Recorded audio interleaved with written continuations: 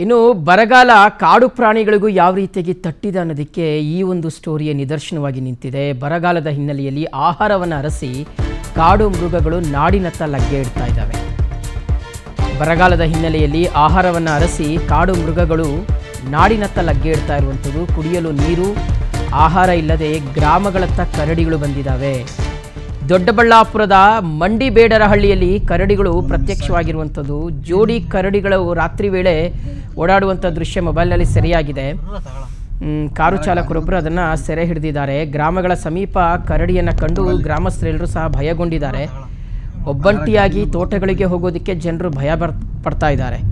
ಇನ್ನು ಕರಡಿಯನ್ನು ಹಿಡಿಯುವಂತೆ ಅರಣ್ಯ ಇಲಾಖೆ ಅಧಿಕಾರಿಗಳು ಮನವಿ ಮಾಡ್ಕೊಂಡಿದ್ರು. ಇತ್ತೀಚಿನ ದಿನಗಳಲ್ಲಿ ವೀಕ್ಷಕರೇ ತಾವು ಗಮನಿಸ್ತಾ ಇರ್ಬೋದು, ಯಾವುದೋ ಚಿರತೆನೋ ಹುಲಿನೋ ಬರ್ತಾ ಇತ್ತು ಅಂತ ನಾವು ಅನ್ಕೊಳ್ತಾ ಇದ್ವಿ. ಆದರೆ ಈಗ ಎಲ್ಲನೂ ಬರ್ತಾ ಇದೆ. ಎಲ್ಲ ಕಾಡು ಪ್ರಾಣಿಗಳು ಸಹ ಜನವಸತಿಯ ಪ್ರದೇಶಗಳಿಗೆ ಕಡೆಗೆ ಬರ್ತಾ ಇರುವಂಥದ್ದು. ಒಂದು ಬರಗಾಲ ಇರುವಂಥ ಹಿನ್ನೆಲೆಯಲ್ಲಿ ಕುಡಿಯೋದಕ್ಕೂ ಪಾಪ ಅವುಗಳಿಗೆ ನೀರು ಸಿಗ್ತಾ ಇಲ್ಲ. ಎಲ್ಲಾದರೂ ಒಂದು ಸ್ವಲ್ಪ ಹಳ್ಳನೋ ಏನೋ ಒಂದು ಸ್ವಲ್ಪ ಇದ್ದರೆ, ಹಳ್ಳದಲ್ಲಿ ಏನೋ ಒಂದು ಸ್ವಲ್ಪ ನೀರು ತುಂಬಿರುತ್ತೆ, ಅಲ್ಲಿ ನೀರು ಕುಡ್ಕೋತಾ ಇದ್ವು. ಈಗ ಅದೆಲ್ಲವೂ ಬತ್ತು ಹೋಗಿರುವಂಥ ಹಿನ್ನೆಲೆಯಲ್ಲಿ ಅಟ್ಲೀಸ್ಟ್ ಇವು ಬರ್ತಾ ಇದ್ದಾವೆ. ಅದಕ್ಕೆ ಒಂದು ಮನವಿ ಏನು ಅಂದರೆ, ಈ ಗ್ರಾಮಗಳ ಹತ್ರ ಇರ್ತಕ್ಕಂಥವ್ರು ಸಾಧ್ಯ ಆದರೆ ಒಂದು ಸ್ವಲ್ಪ ಕಾಡಂಚಿನ ಪ್ರದೇಶಗಳಿಗೆ ಈ ನೀರಿನ ವ್ಯವಸ್ಥೆನ ಏನಾದರೂ ಮಾಡಲಿಕ್ಕೆ ಆಗುತ್ತಾ ಅನ್ನೋದು. ಆಹಾರವಂತೂ ಕೊಡ್ಲಿಕ್ಕೆ ಸ್ವಲ್ಪ ಕಷ್ಟ, ಯಾಕಂದರೆ ಅವುಗಳ ಆಹಾರ ವೈವಿಧ್ಯತೆ ಮತ್ತು ನಮ್ಮ ಆಹಾರದ ರೀತಿಯೇ ಬೇರೆ ಇರುತ್ತೆ. ಅಟ್ಲೀಸ್ಟ್ ಕುಡಿಯೋದಕ್ಕೆ ನೀರಿನ ವ್ಯವಸ್ಥೆ ಆದರೂ ಮಾಡಬಹುದು. ಮತ್ತು ಅರಣ್ಯ ಇಲಾಖೆ ಇದರ ಕಡೆಗೆ ಹೆಚ್ಚಾಗಿ ಗಮನ ಹರಿಸಬೇಕು.